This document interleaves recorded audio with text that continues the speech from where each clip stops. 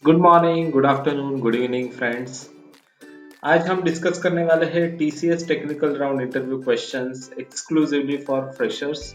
मैंने इससे पहले टीसीएस के कुछ बिहेवियरल क्वेश्चंस या एचआर राउंड के क्वेश्चंस दिए थे, तो वो मैं डिस्क्रिप्शन सेक्शन में डाल रहा हूँ, तो वो भी आप जरूर विजिट कर देना। अगर आप ये टेक्निकल इंटरव्यू क्वेश्चंस प्लस वो एचआर इंटरव्यू क्वेश्चंस दोनों करके जाते हो कंबाइंड, तो मैं आपको गारंटी देता हूँ कि ये आपका टीसीएस का इंटरव्यू 101% क्रैक हो जाएगा।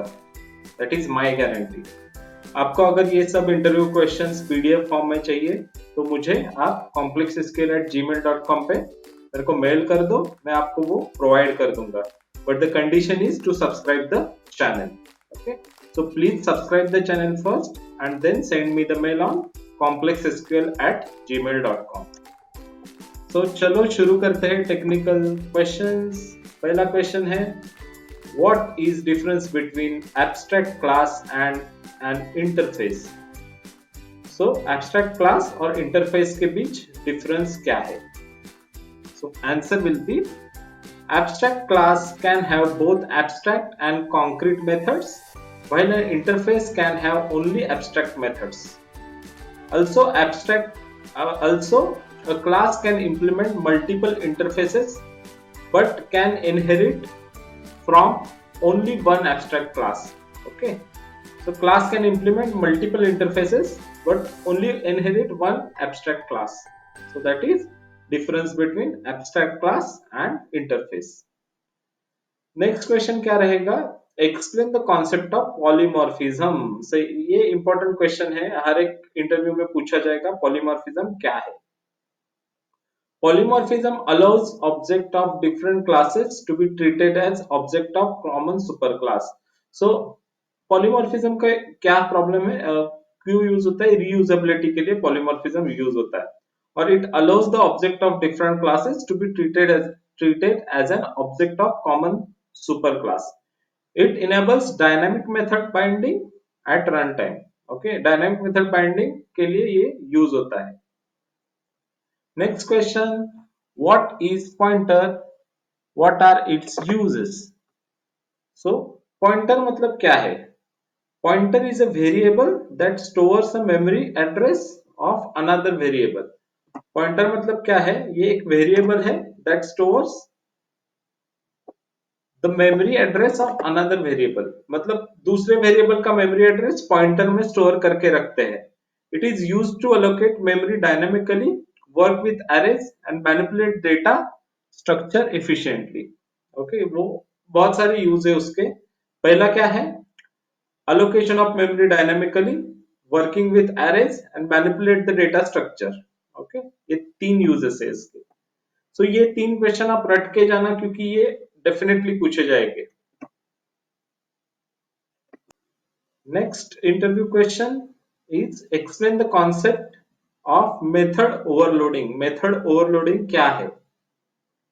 Method overloading allows a class to have multiple methods with same name but different parameters.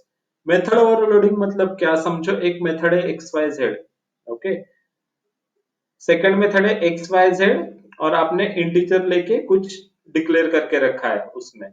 सो एक के ऊपर एक मेथड, उसका नाम सेम है बट उसके पैरामीटर्स डिफरेंट है, तो उसको बोलते हैं method overloading. The compiler determines the appropriate method to call based on the method signature. ये मैं बोल रहा हूँ, वो क्या है? मेथड सिग्नेचर थी वो। तो मेथड सिग्नेचर के हिसाब से कंपाइलर क्या करता है? मेथड्स कॉल करता है, उसको मेथड ओवरलोडिंग बोलते हैं। Next question, what are different types of sorting algorithms? Provide example of each. There are following sorting algorithms. One is bubble sort, insertion sort, selection sort, merge sort, and quick sort.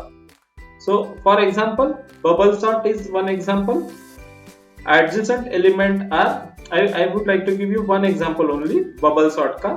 Adjacent elements are compared and swiped if they are in the wrong order. Okay, adjacent elements जो रहते हैं वो wrong order में रहते हैं, तो वो compare होके वो swap होते हैं। किसमें? बबल सॉर्ट में। वैसे आप selection sort, merge sort, quick sort का भी एग्जांपल दे दो। Next question is, what is the role of import statement in Java? Import statement रहता है जावा में, उसका रोल क्या रहता है? Answer, the import statement is used to include classes और पैकेजेस फ्रॉम एक्सटर्नल लाइब्रेरीज। समझो एक्सटर्नल लाइब्रेरीज से आपको कुछ क्लासेस की जरूरत है, पैकेजेस की जरूरत है, तो आप क्या करोगे? तो आपको ये इंपोर्ट स्टेटमेंट यूज करना पड़ता है और वो एक्सटर्नल लाइब्रेरीज इंपोर्ट करनी पड़ती है। सो it is used, it allowing you to use their features and in your code without having defined them yourself. So you don't require to define your methods. आपकी methods अलग से define नहीं करनी पड़ती। वो import class आप अगर लेते हो तो उसके methods आप easily use कर सकते हो आपके code में। Okay? Next question, what is purpose of firewall? Firewall का purpose क्या है? फायरवॉल मतलब क्या है? एक शील्ड रहता है जो आपके नेटवर्क सिक्योरिटी के ऊपर डिपेंडेंट रहता है, एक शील्ड रहता है। Okay, so firewall is network security device that monitors and controls incoming and outgoing network traffic. उसका यूज क्या है? Incoming and outgoing network traffic जो है उसको मॉनिटर करता है, कंट्रोल करता है। फायरवॉल क्यों जरूरी है? It acts like barrier between trusted internal network. अपना इंटरनल नेटवर्क रहता है वो ट्रस्टेड रहता है, बट अनऑथोराइज्ड नेटवर्क रहते हैं, जो बाहर के अनट्रस्टेड नेटवर्क रहते हैं, वो क्या करते हैं? ट्राई टू एक्सेस और enter into our network to fetch the data, और साइबर अटैक करने के लिए वो करते हैं वैसा। तो उससे प्रिवेंशन करने के लिए फायरवॉल यूज होता है। फायरवॉल में क्या रहते हैं? कुछ रूल्स रेगुलेशंस डिफाइन रहते हैं, तो वो आपको एक्सटर्नल नेटवर्क को जो अनट्रस्टेड है उसको एंटर करने नहीं देता। Okay, next question, explain the concept of recursion in programming. Recursion का मतलब क्या है? रिकर्शन की कॉन्सेप्ट क्या है? Recursion in programming technique, recursion is a programming technique where function calls itself to solve smaller instance of same problem. Okay, it involves base case to stop recursive calls. Okay, मतलब क्या है? एक recursion मतलब क्या? Function calling inside the function, मतलब recursion हो गया वो। ओके, एक फंक्शन आपने डिफाइन किया है, एक मेथड डिफाइन किए, उसके अंदर आप दूसरी मेथड डिफाइन कर रहे हो कुछ लॉजिक के लिए। ओके, तो उसको बोलते हैं recursion. Tell me difference between HTTP and HTTPS or HTTP2.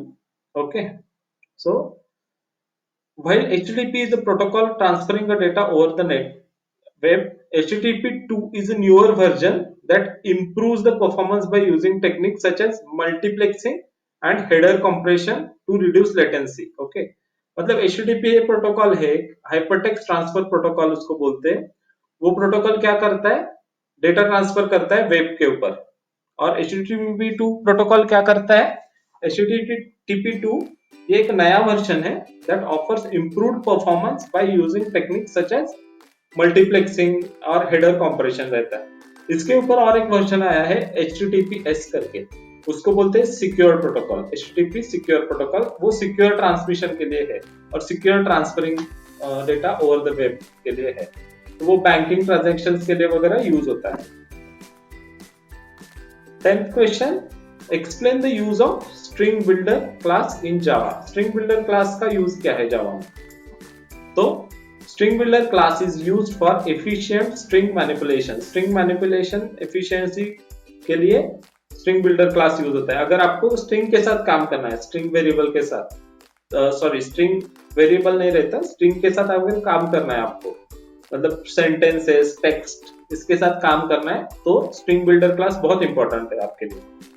It allows you to modify strings without creating new object, leading to better performance compared to string concentration और string concatenation. Okay, so string के जो आप अलग अलग से ये है functionalities है वो आप कर सकते हो with using this. What is exception in programming? ये बहुत ज्यादा इंपॉर्टेंट क्वेश्चन है। एक्सेप्शन और रियल लाइफ वर्ल्ड में वो बहुत ज्यादा यूज होता है इंडस्ट्री में। Exception, so an exception is an event that occurs during program execution that disturbs the normal flow. Okay, exception मतलब एक इवेंट है, कुछ एरर है समझो। ओके, जो प्रोग्रामिंग एग्जीक्यूशन का नॉर्मल फ्लो डिस्टर्ब करती है। In Java, exceptions can be handled using try catch blocks to prevent the program from crashing. So we require to use lot of try catch blocks in between your development to prevent from crashing the program. Okay. Next question, what is difference between process and thread? So process मतलब क्या है, thread मतलब क्या है? Process is an independent program with its own memory space. Okay. Process को एक memory space allocation किया रहता है, independent program करके रन करता है. While thread is unit of execution within a process. उस प्रोसेस में अगर मल्टीपल थ्रेड्स रहते, उस प्रोसेस में मल्टीपल थ्रेड्स रहते जो पैरेलली रन करते, वो एक प्रोसेस का ही पार्ट है. Okay. Thread with in the same process share the same memory space. वो किस मेमोरी स्पेस का यूज करता है? जो प्रोसेस का मेमोरी स्पेस है वो, और वो सेम मेमोरी स्पेस यूज करता है, उसको थ्रेड बोलते हैं. Okay, got it. Next question, explain the concept of dynamic programming. Dynamic programming क्या है? डायनामिक प्रोग्रामिंग टेक्निक क्या है? तो dynamic programming technique is for solving complex problems, breaking them down into simple sub programs. मतलब dynamic programming कुछ नहीं है, एक समझो बड़ा सा प्रोग्राम है, उसको सब प्रोग्राम्स में कन्वर्ट करना है. It involve solving each sub program only once and storing the result for reuse. मतलब क्या है, अगर आप सब प्रोग्राम्स मल्टीपल टाइम्स यूज करते हो, राइट, सब प्रोग्राम्स मल्टीपल टाइम्स यूज करते हो, तो रीयूजेबिलिटी के लिए आप सब प्रोग्राम्स क्रिएट करके रखोगे और एक बड़े प्रोग्राम में आप वो सब प्रोग्राम्स बार बार यूज कर सकते हो. इसलिए डायनामिक प्रोग्रामिंग बहुत ज्यादा जरूरी है. Okay. How does inner join differ from an outer join in SQL? So joins in SQL आपको पता होगा, वो उसके ऊपर तो एक क्वेश्चन आएगा ही आएगा, टीसीएस में पूछेगी ही आपको. टीसीएस क्या, कोई भी कंपनी के इंटरव्यू में आपको ये पूछेंगे. Okay. So an inner join returns only matched rows of both tables. Okay, दो joins मतलब क्या है? दो टेबल के कनेक्शन के लिए और डेटा रिट्रीवल के लिए यूज होता है. ओके. उसमें इनर जॉइन क्या करता है? सिर्फ मैच रिकॉर्ड्स. समझो एक टेबल में 1 2 3 है, दूसरे टेबल में 1 2 है, तो इनर जॉइन क्या आपको रिजल्ट फेच करके देगा? 1 2. ओके. और वही आप आउटर जॉइन यूज करोगे तो कैसे रहता है? उसमें लेफ्ट आउटर, राइट आउटर और फुल आउटर रहता है. और डिपेंडिंग ऑन लेफ्ट आउटर क्या करता है? लेफ्ट के टेबल में से कॉमन डेटा, राइट के टेबल में से अनकॉमन डेटा. कॉमन डेटा एक बार डिस्प्ले करेगा, अनकॉमन डेटा एक बार डिस्प्ले करेगा. जैसे कि 1 2 लेफ्ट टेबल में है, 1 2 3 राइट टेबल में है, तो उसका आउटपुट रहेगा 1 2 3. वैसे राइट आउटर जॉइन का वैसे ही रहता है, जो लेफ्ट के टेबल से uncommon data and common data, right के टेबल से common data. Okay. Just like that full outer join. ऐसे तीन टाइप्स है इसके.